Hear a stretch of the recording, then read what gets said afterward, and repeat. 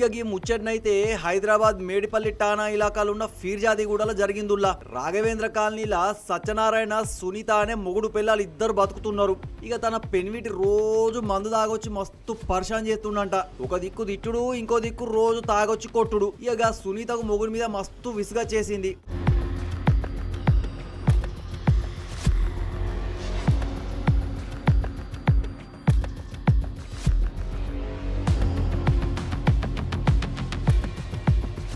ఇక మొగిన తమాషాలు ఇంకా ఎక్కువ అయ్యేసరికి ఇంకా లాభం లేదని మొగుడిని లేపేయాలని డిసైడ్ గిట్లా అయ్యింది. ఇక కట్టుకున్నోని కాటికి పంపనీకి మంచి టైం కోసం చూసుకుంటూ వచ్చింది. ఇక టైం చివరికి రానే వచ్చింది.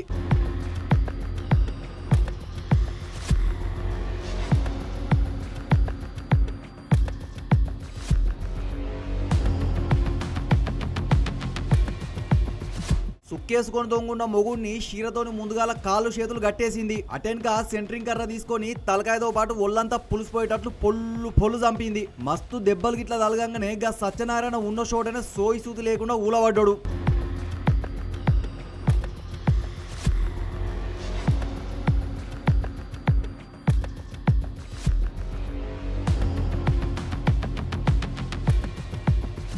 ఇక కొడుకు నితిన్ కు ఫోన్ కొట్టి మీ అయ్య బండి మీదకి వెళ్ళి జారి పడ్డాడని అబద్ధం చెప్పి పిలిచింది. దెబ్బలు తగిలినగా సత్యనారాయణను ముందుగాల ఒక ప్రైవేట్ దవాఖాన గిట్లా దోలుకపోయినరు. ఇక అక్కడ డాక్టర్లు చూసి గీడైతే కుదరదని జల్దిన గాంధీ దవాఖానకు దోలుకపోవాలని సలహా గిట్లా ఇచ్చిండ్రు. ఇక గాంధీ దవాఖానకు దోలుకపోయేసరికి ఇంకేమున్నది ముచ్చట, గప్పటికే సత్యనారాయణ పానం పోయిందని సావు కబురు సల్లగా చెప్పిండ్రు అక్కడ డాక్టర్లు.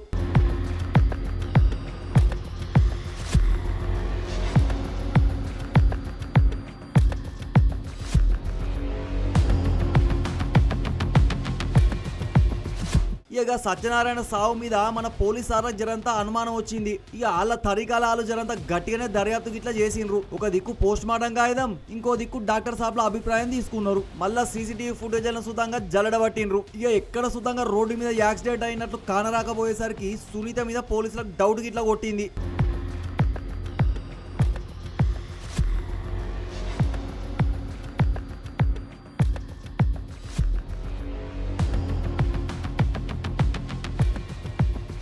ఇక ఆమె టౌన్ కు తోలుకొచ్చి వాళ్ళకు తెలిసిన తీరుగా గట్టిగా అడిగేసరికి గడగడ ముచ్చట మొత్తం కక్కేసింది. మొగుడిని నేనే చంపినా అని శివరికి ఒప్పుకుంది. ఇక సత్యనారాయణ కాళ్ళు చేతులు కట్టేసిన షీరతో పాటు పొల్లు దర్శన కర్రను పోలీసులు తీసుకొని సునీతను బొక్కలేసిండ్రు.